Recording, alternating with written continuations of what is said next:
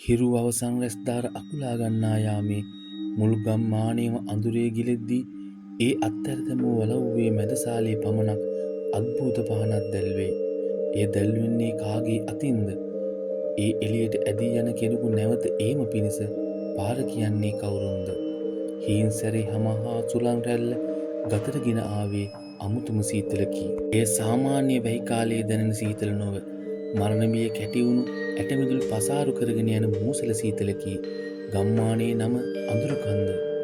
නමටම සැලෙන පරිදි මේ ගම්මානය පිහිටා තිබුණේ මීදුමින් වැසී ගිය කඳු වළල්ලක් මැදය. ගමට අලුතින් පත්වා ග්‍රාම නිලධාරියා වූ කසුන් මේ පරිසරයේ ඇති අද්භූත බව මුලින්ම වටහා ගත්තේ ඔහු නැවතී සිටි කුඩා ඇනෙක්සියට යාබදව පිහිටි ඒ පැරණි වලව්ව දෙසූ බැලු මොහොතේය. සර්, අර ගෙවල් පැත්තේ රෑ වෙලා යන්න එපා. ඒක නිකන් අතහැරපු ගයක් නෙවෙයි.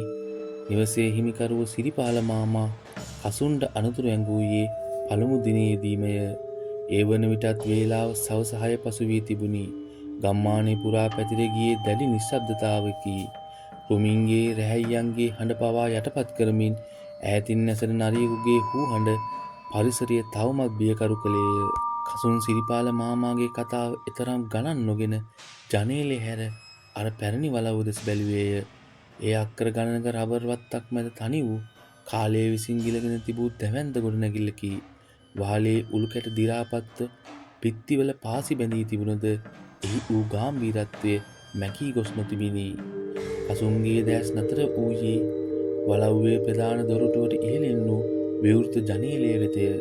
හදිසියේම දුටු දෙයින් ඔහුගේ සිරුරේ හිරිගඩු පිපී ගියේය. කිසිවෙකුත් වාසය නොකරන වසර ගණනාවකින් මිනිස් පතුලක් නොගැටුණු ඒ නිවසේ ජනේලෙන් මද එළියක් දිස්සන්නට විය. ඒ විදුලි බුබුලක එළියක් නොවේ, සුළඟට වැනෙන තෙලෙන් දැල්වෙන පහන කෙලියකි. සිරිපාල මාමේ, අර බලන්න, කවුදෝ අර ගෙදර පහනක් පත්තු කළා. කසුන් කෑ ගැසුවේය. සිරිපාල මාමා වෙවුලන දෑතින් ජනේලය වසා දැමුවේය. සර්, ඔය දිහා බලන්න එපා. ඔය පහන පත්තු කරන්නේ මිනිස්සෙක් නෙවෙයි. ඕක තමයි සැඳෑවේ පහන් දැල්වෙන ගේ. අවුරුදු 50කට කලින් මැරුණු වලව්වේ හාමු තාමත් හිතන් ඉන්නේ එයා පණ පිටින් ඉන්නවා කියලා. කසුන් තර්ක බුද්ධියෙන් හිතන තරුණයෙකි. භූත බලවේග හෝ මිත්‍යා විශ්වාස ඔහු ගණන් ගත්තේ නැත. නමුත් එදා රාත්‍රියේ ඔහුට නිින්ද ගියේ නැත. රැයක් පුරා සිහිනෙන් පිරුණේ ඒ පහන් නිලියයි. එය තමාට අතවනා කතා කරන්නාක් මෙන් ඔහුට දැනුනි. පසුදින පුරාම ඔහු සිටියේ නොසන්සුන්වය. ගමේ රාජකාරී අතරතුර ඔහුට දැනගන්නට ලැබුණේ ඒ වලව්ව ගැන බියකරු ඉතිහාසයයි. වලව්වේ හාමු කළු මායාවට ලොල් වූ අයකි. මලයකුම් බන්දවාගෙන නිදානයක් ගන්නට ගොස් වැරදුණු මන්ත්‍රයන් නිසා මුළු පවුලම අබිරහස් ලෙස මිය ගොස් තිබිණි. එදා සිට සෑම සවසකම හිරු බැස යන අඳුරු යාමේදී වලව්වේ පහන ඉබේම දැල්වෙන බව ගම්මු විශ්වාස කළහ. දෙවනි දිනයේදී කසුන්ගේ කුතුහලයේ බිය පරදවා නැගී සිටියේය. සවස් යාමේ එළඹෙත්ම ඔහු විදුලි පන්දම රැගෙන රබර් වත්ත දෙසට පියමැන්නේය. අහස කළු පැහැගැන්වී වලාකුළු බර වී තිබිණි. රබර් ගස්වල අතු එකිනෙක ගැටෙන හඬ ඇසුනේ ඇටසැකිලි එකිනෙක ගැටෙන්නාක් මෙනි.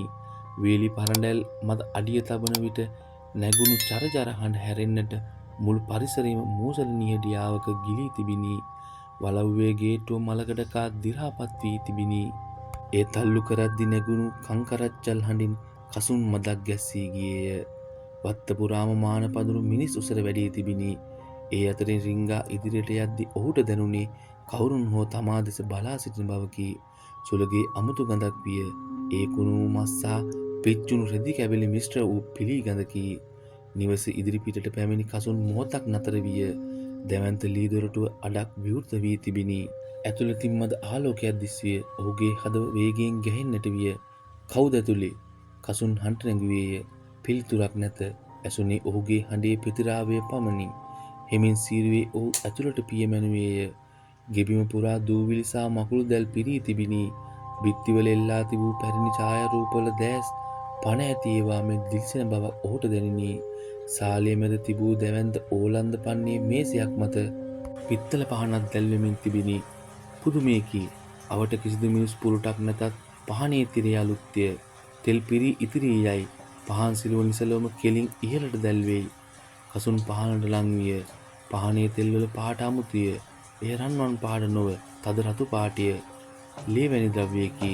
හදිස්සියේම පිටුපසින් දොර වැසෙන හඬක් ඇසිනි. ඩෝංගා වැසුණු දොරස් සමග මුළු නිවසම දෙවනත් කරමින් මහා හඬින් සිනා හඬක් ඇසෙන්නට විය. එය ගැහැණු හඬක්ද පිරිමි හඬක්ද යන්න වෙන්කර හඳුනාගත නොහැකි විය. අද අලුත් අමුත්තෙක්. වේලි ගොරෝසු හඬක් කාමරයේ මුල්ලකින් මතුවිය. කසුන් විදුලි පන්දම එදෙසට එල්ල කළේය. එතන සිටියේ කිසිවෙක් නොවේ. නමුත් බිත්තිය මත වැටී තිබූ සෙවණැල්ල මිනිස් හැඩයක් ගත්තේය. ඒ සෙවණැල්ල හිමින් හිමින් ඔහු දෙස ඇදී එන්නට විය. කසුන් ආපසු හැරී දුවන්නට හැදුවද ඔහුගේ කකුල් පොළවට ඇලි වී ඇතිසේ දැනිනි. ඔහුට සෙලවීමටවත් නොහැක. මේ පාන නිවෙන්න දෙන්න බෑ. තෙල් ඉවර වෙලා තිබුණේ. ඒ හඬ නැවතත් ඇසිනි. මෙවර ඒ ඇසුනි ඔහුගේ කනට ඉතාම ළඟිනි. කසුන්ගේ දැස් පහන වෙත යොමු විය. පහන් සිලුව හදිස්සියේම විශාල විය. එහි දැල්ල නිල් සහ කොළ පැහැයට හැරිනි. ඒ එළියෙන් ඔහු දුටුවේ බිහිසුණු දසුනකි. සාලයේ මුළුවල පහලේ බාල්කවල එල්ලී සිටින අඳුරු ඡායාවන්ය. ඒ සියල්ලම මීට පෙර මෙහි පැමිණි ආපහු නොගිය මිනිසුන්ගේ ආත්මයන් බව ඔහුට ඉවෙන්මෙන් වැටහුණි. එකවරම සීතල අතක් ඔහුගේ උරහිස මත පතිත විය. කසුන් ගැස්සී හැරී බැලුවේය. එහි සිටියේ ජරා ජීර්ණ වූ ඇස් වලවල් හැරුණු දත් විරිස්සාගෙන සිටින විරූපී රූපයකි. ඒ වලව්වේ හාමු බව ඔහුගේ ඇඳුම් වලින් පෙනුනි. නමුත් ඔහුගේ ශරීරයේ අඩක් පිලිස්සී ගොස්ය. අපි බලාගෙන හිටියේ උඹ එනකම්. මේ පානට අලුත් තෙල් ඕන වෙලා තිබුණා. කසුන් කෑගසන්නට උත්සාහ කළද කටහඬ පිට වූයේ නැත. රූපයේ ඔහු දෙසට නැඹුරු විය. ඒ මුවින් පිට වූයේ දරාගත නොහැකි කුණු ගඳකි. පහන් සිලුව තව තවත් දීප්තිමත් විය. කසුන්ට දැනුනේ තම ශරීරයේ ශක්තිය, තම ජීවය හිමින් හිමින් ඒ පහන දෙසට ඇදී යන බවකි. ඔහුගේ ඇස් පිය වෙන්නට පටන් ගත්තේය. සිහිය බොඳ වීගෙන එද්දී ඔහුට පෙනුනේ තමාගේම ලේ බිඳුවක් පහනේ තිරේ අග රැඳෙන ආකාරයයි.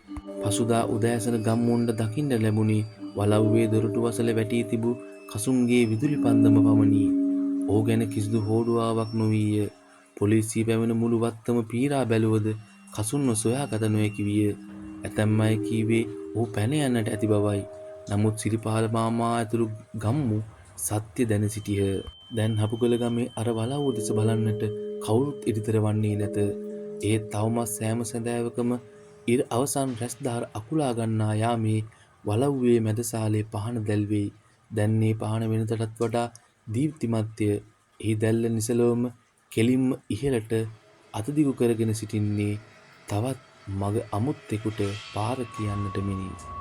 ඔබත් කවදා හෝ පහළු මාවතක යන විට අතහැර දැමූ නිවසක තනිව දැල්වෙන පහනක් දුටුහොත් දෙවරක් නොසිතා අනිත් පස හැරී දුවන්න.